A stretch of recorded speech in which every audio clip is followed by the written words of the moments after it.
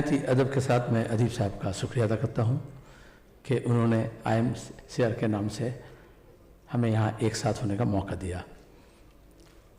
सलमान खुर्शीद साहब को मैं सुन रहा था कीनोट एड्रेस में, उन्होंने तो चाबी हमें पकड़ा दी है, अब हमें उसका इस्तेमाल करना है।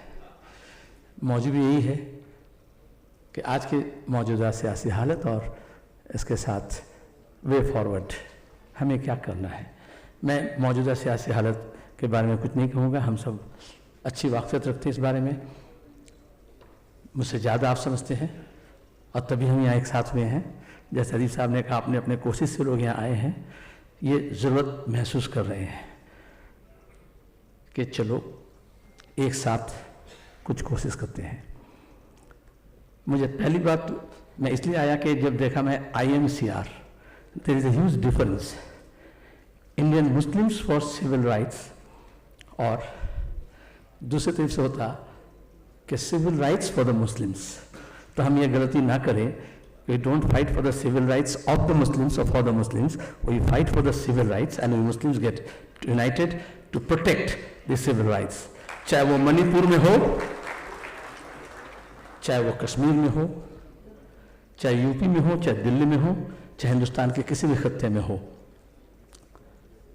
अदीब साहब से मैं ये कहूँगा माजरत के साथ कि हम 1947 में वापस जा नहीं सकते।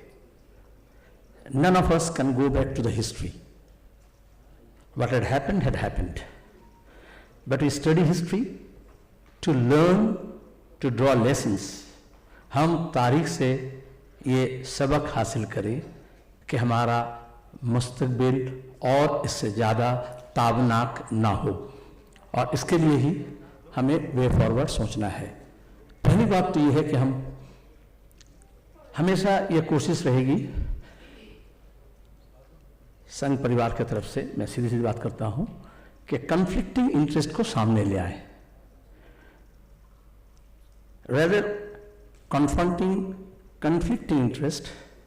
हमें जो कॉमन इंटरेस्ट है, जैसे आपने तालीम की बात कही, सेहत की बारे में बात कही, उसके ऊपर हमें जोर डालना पड़ेगा। कॉमन इंटरेस्ट, सिविल राइट्स भी कॉमन इंटरेस्ट है।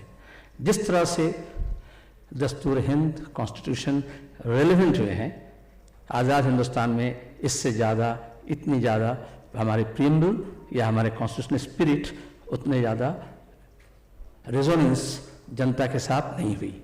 ये एक बहुत बड़ी तहरीक है और ये तहरीक हम सब मिलके किए। बेशक आज हम ये जानते हैं कि कॉन्स्टिट्यूशन को हाथ में लेने से ही, जैसे मनोज झा ने कहा, मुझे याद आ रहा है कि जब मोदी जी पहले प्रधानमंत्री बने तो उन्होंने कॉन्स्टिट्यूशन डे मनाने की कोशिश की पार्लियामेंट में, तो उनकी तकरीर थी एक से बाद एक, हम सब कह रहे थे कि कॉन्स्टिट्यूशन मानते नहीं हैं, संविधान मानते नहीं हो। तो वो बाद में गवर्नर बन गए, उनके MP थे। उन्होंने कहा, देखिए सलीम साहब, आप गलत बोल रहे हैं, मोदी जी संविधान मानते नहीं हैं, ये गलत बात है। वो बेशक बहुत इज्जत करते हैं। गुजरात में जब वो मुख्यमंत्री थे तो हाथी को सजा करके, हाथी के हौदे पर संविधान रख करके आगे आगे हाथी चल रही थी और पीछे पीछे मोदी जी जा रहे थे। तो मैं मजाक से कहा कि संविधान हाथी को चलाने के लिए भी नहीं है और उसके पीछे पीछे जाने के लिए भी नहीं है, देश को चलाने के लिए संविधान बनाया गया है। अब देश को चलाइए संविधान के अनुसार।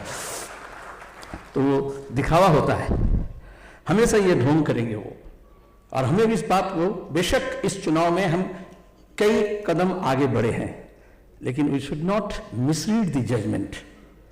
और ये 240 हुए हैं, लेकिन हथकंडे अपना करके उसमें 2, 4, 0 तीनों डिजिट है, तो उसको थोड़ा फेरबदल करने से 4, 2, 0 भी हो सकता है। और ये कोशिश को हमेशा करेंगे कि ये 240 से 420 गिरी तक ना हो। इसके लिए हमें चौकन्ना रहना पड़ेगा, हमें कॉन्शियस रहना पड़ेगा।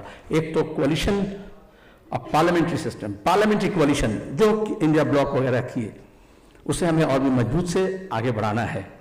लेकिन सिर्फ पार्लियामेंट्री कोalition काफ़ी नहीं है, हमें जो स्ट्रेटेजिक कोalition बनाना है, और जहाँ पे चाहे दलित हो, चाहे आदिवासी हो, चाहे क्रिश्चियंस हो, चाहे सिख्स हो, चाहे गरीब हिंदू हों, उनकी हुकूक को लेकर के हमें लड़ना है। उन सब की हुकूक को तहफ़्फ़ुज़ करेंगे तो हमारा माइनॉरिटी राइट्स भी तभी तहफ़्फ़ुज़ रहेगा। इस बात को हमें जोड़ना पड़ेगा। मैं एक आखिरी शब्द कहूँगा, अयोध्या में आपने देखा जिस तरह से लोग उठकर खड़े हुए और वोट डालें, लेकिन आज वहाँ पे जो रिक्शे वाले हैं, रेहड़ी वाले हैं, गरीब जो सेवा देते हैं, ज़्यादातर दलित हैं क्योंकि वो पार्टी को जिताए हैं, उनका बॉयकट के नाम से उनकी जो मासियत है उसको तोड़ा अनमोड़ा जा रहा है।